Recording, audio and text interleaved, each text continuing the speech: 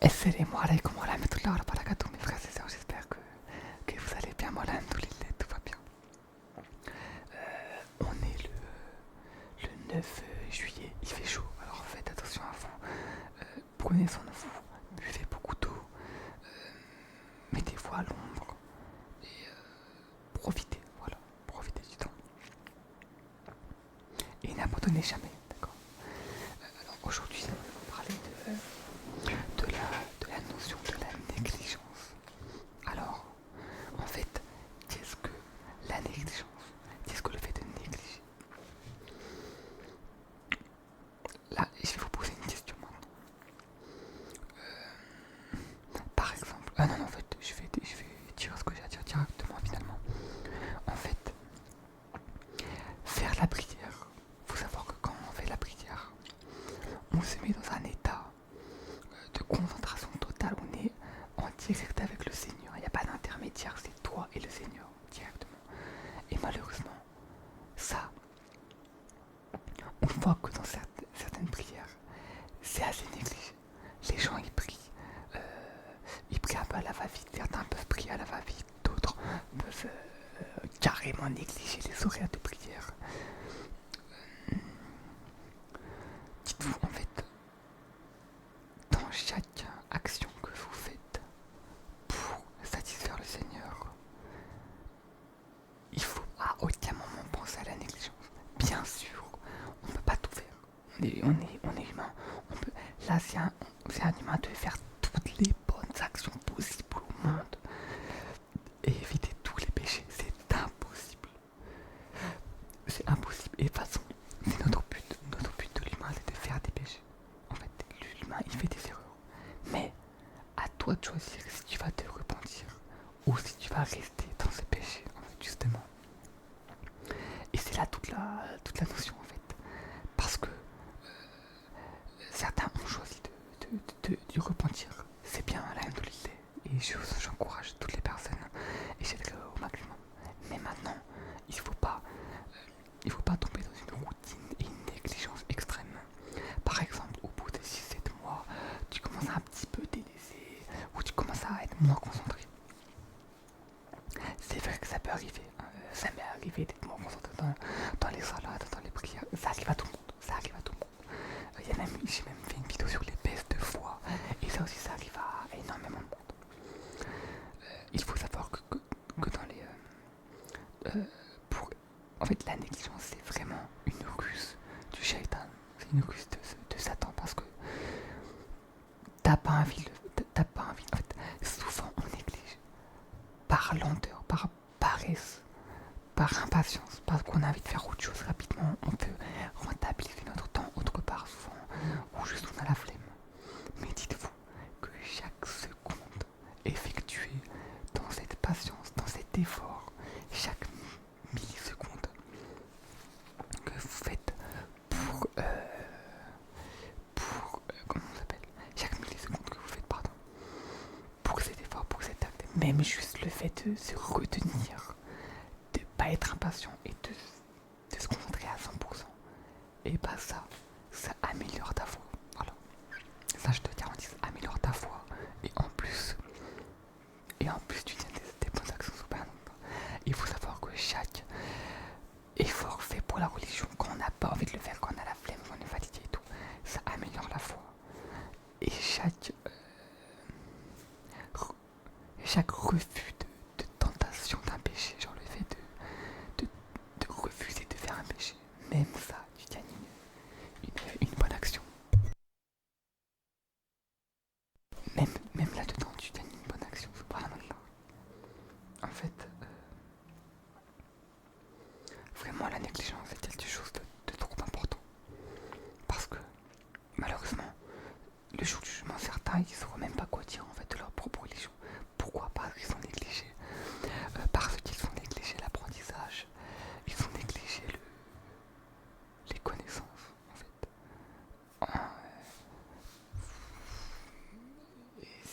Et la vérité, c'est triste, en fait. Parce que, attendez, excusez-moi. Voilà.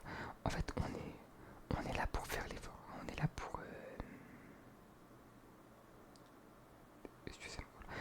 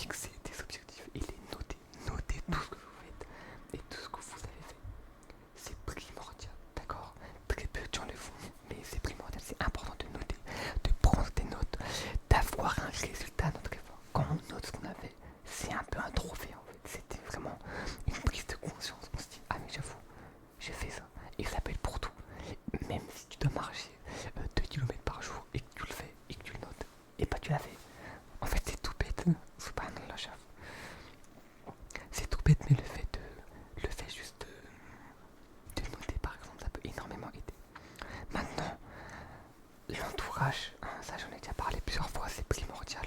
Essayez de vous entourer de bonnes personnes qui peuvent, qui vous aideront, hein, qui vous aideront à aller plus loin en fait, voilà, hein, qui vous aideront à aller plus loin tout simplement. Voilà.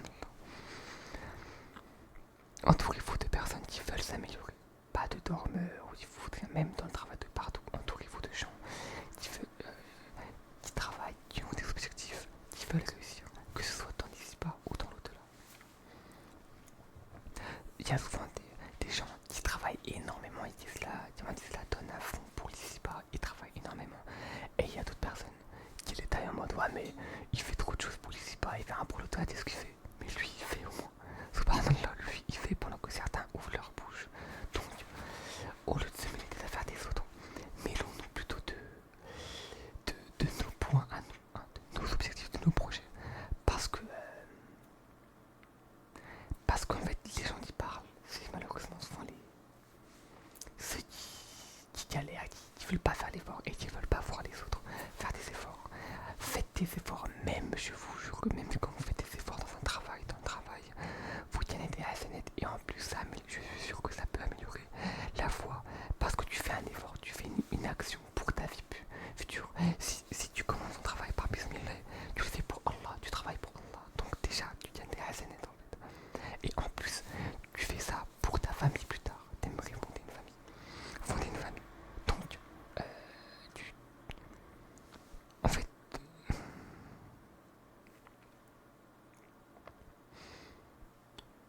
en fait, oui.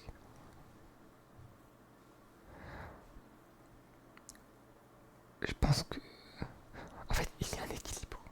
Il faut pas être feignant, mais il faut pas trop se la donner non plus. Tu peux beaucoup travailler, tu vois, tu peux beaucoup travailler, mais trop, là, ça c'est dangereux. Ici, ça va beaucoup travailler, tu peux, y a pas de souci. Mais quand c'est trop, attention, parce que certains confondent encore trop et pas assez, malheureusement.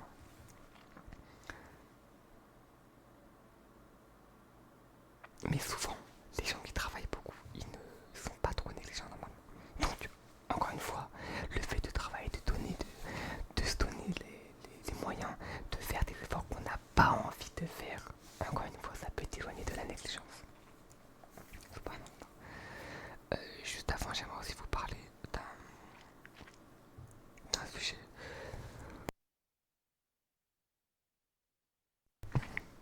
Excusez-moi, j'aimerais parler d'un sujet qui est malheureusement répandu. Je sais pas si c'est un rapport avec la négligence, mais je pense que oui. Souvent, quand une personne qui a fait des péchés auparavant et qui est revenue dans droit chemin, donc cette personne elle a fait des bêtises, hein, ça peut être n'importe quoi, alcool, boîte de nuit, tout ça, je parle vraiment des gros trucs, tu vois. Et que dans le droit chemin maintenant, il prive, il dit ah faut pas faire ça, faut pas toucher à l'alcool, faut pas toucher aux boîtes de nuit. C'est très bien.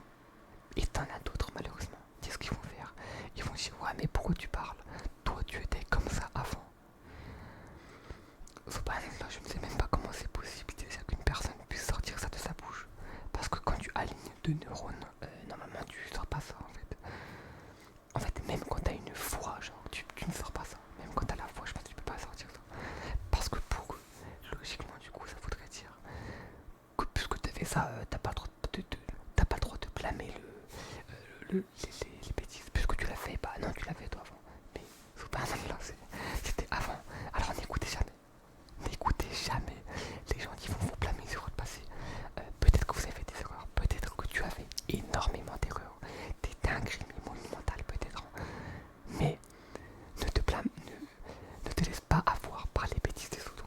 Si tu es revenu dans le droit chemin et que tu sais que tes péchés sont des bêtises, et pas continue à l'interdire. Enfin, parle-en en interdisant ça aux gens, d'accord?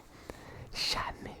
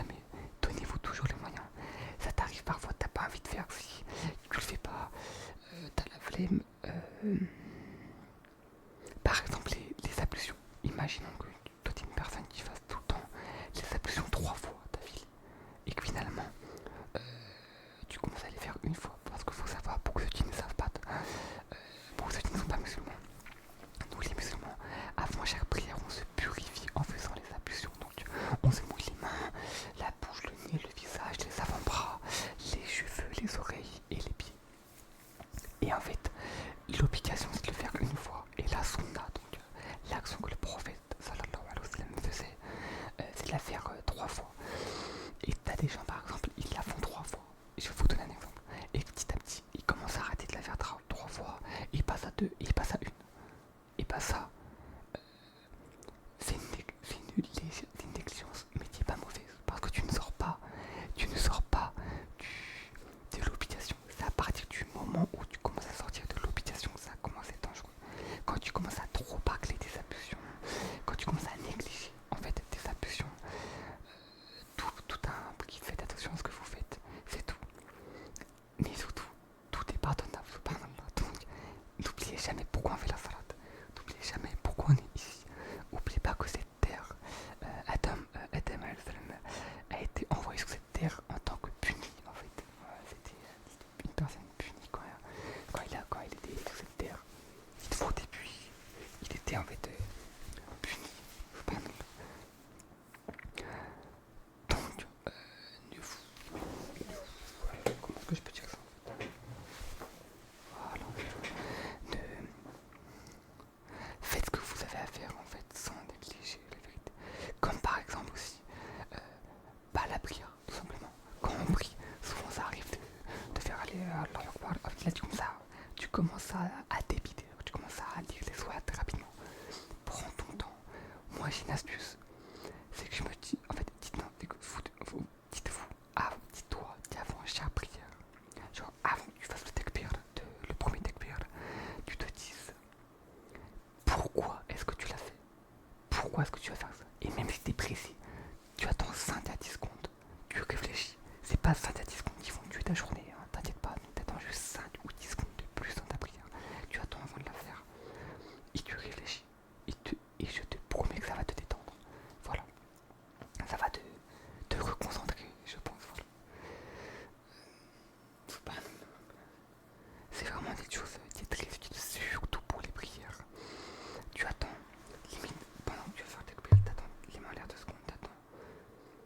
Tu réfléchis et après, hop, allez, alors, pareil, tu commences. Et tu te sentiras un peu mieux, Inch'Allah. Mais n'oubliez jamais, en fait, il faut pas oublier, voilà.